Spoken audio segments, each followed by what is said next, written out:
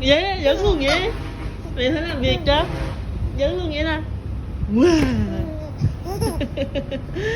Dẫn với con luôn thì sao làm việc được, trễ giờ rồi. Chắc nộp báo cáo rồi nha. Đi đi nha. Từ cái miệng nào quên ta. Cái hả? Tôi đang giỡn mà tự nhiên Chiến nó mặt buồn hả?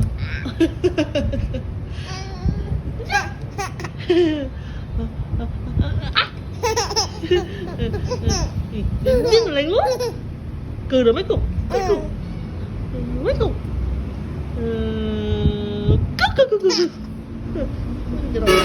Trời đâu.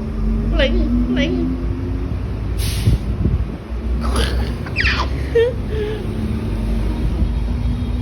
Ôi từ. Không giận nữa nha, hiếm nha. Không giận nữa nha. Hiếm nha. Hiếm á, cười nhiều quá mấy cục ạ. Hả?